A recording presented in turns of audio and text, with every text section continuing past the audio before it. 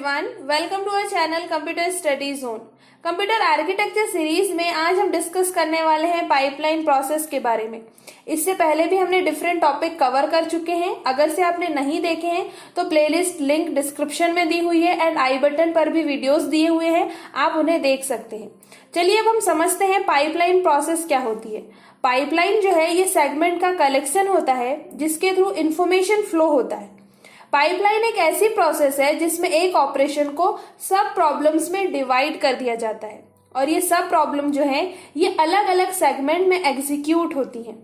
Pipeline process से CPU की execution and performance increase हो सकती है। इसे हम एक एग्जांपल से समझते हैं। हमें एक बाइक बनानी है। इसमें 3 स्टेजेस हैं। फर्स्ट है बाइक की बॉडी बनाना, सेकंड है इंजन बनाना एंड थर्ड है उसे असेंबल करना। अगर हम सीक्वेंशियल ऑपरेशन देखें तो फर्स्ट स्टेज में क्या होगा, बाइक की बॉडी बनाई जाएगी। उसके बाद सेकंड स्टेज में वो बॉडी जाएगी जहां पर उसका इंजन बन रहा है। जब हम फर्स्ट स्टेप कंप्लीट कर लेते हैं और सेकंड स्टेज में हमारी इंजन बनने के लिए बाइक जाती है, उस टाइम पर क्या होता है, फर्स्ट स्टेज के लिए कोई वर्क नहीं होता है। जब इंजन कंप्लीट हो जाता है और बाइक असेंबल होने के लिए जाती है, उस टाइम पर क्या होता है, स्टेज 1 एंड स्टेज 2 में कोई भी वर्क नहीं होता है। ये प्रोसेस हुई सीक्वेंशियल प्रोसेस। बट अगर से हम पाइपलाइन प्रोसेस को एक बाइक के एग्जांपल से समझें तो इसमें क्या हो रहा है, फर्स्ट स्टेज कंप्लीट होने के बाद जैसी बाइक की बॉडी बन गई, बाइक कहाँ चली गई, सेकंड स्टेज में चली गई जहां पर उसका इंजन बन रहा है। जैसे ही बाइक सेकंड स्टेज पर गई तो फर्स्ट स्टेज में क्या वर्क होगा, दूसरी बाइक की बॉडी बनना स्टार्ट हो जाएगी। अब यहाँ पर फर्स्ट बाइक का क्या बन रहा था, इंजन बन रहा था। इंजन जैसे कंप्लीट हुआ ये चलेगी थर्ड स्टेज में असेंबल होने के लिए।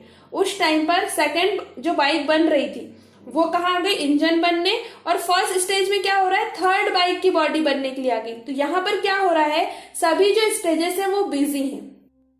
इस टाइप से पाइपलाइन प्रोसेस में कोई भी स्टेज फ्री नहीं होती है एंड इसमें सिस्टम की वर्क कैपेसिटी इंक्रीज हो जाती है। पाइपलाइन में इंस्ट्रक्शन को एग्जीक्यूट करने के लिए 5 स्टेजेस होती हैं। फर्स्ट है इंस्ट्रक्शन फैच।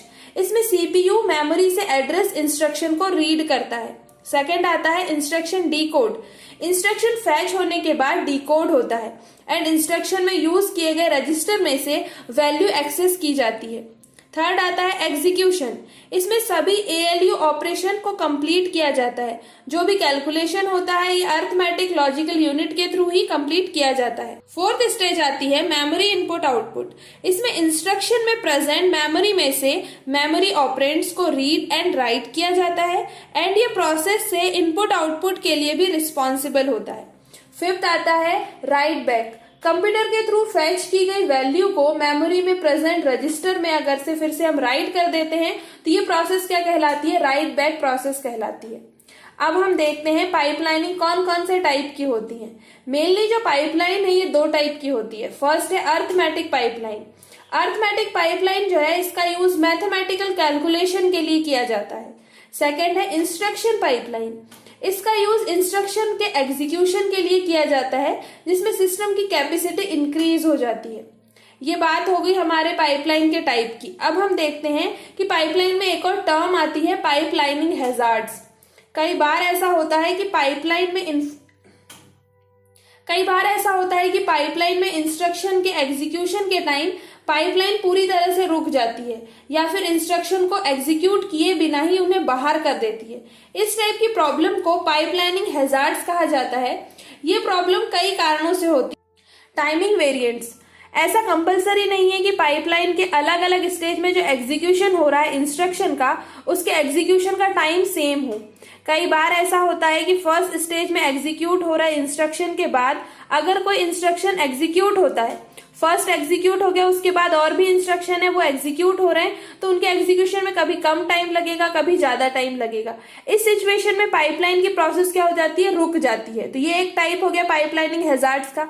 सेकेंड रीजन क्या है, डेटा हैजार्ड। जब 2 या 2 से ज्यादा इंस्ट्रक्शन एक साथ मेमोरी से किसी सेम डेटा को एक्सेस करना चाहते हैं तो प्रॉब्लम क्रिएट हो जाती है। इस सिचुएशन में ये डिसाइड करना चाहिए कि सभी इंस्ट्रक्शन एक एक करके डेटा एक्सेस करें।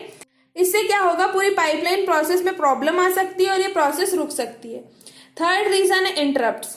Different internal and external reason से इंस्ट्रक्शन के एग्जीक्यूशन के बीच में इंटरप्ट्स जनरेट हो जाते हैं, जिसकी वजह से प्रोसेस स्टॉप हो जाती है। अब ये एक्सटर्नल रीजन जैसे hardware failure, electricity failure etcetera हो सकते हैं।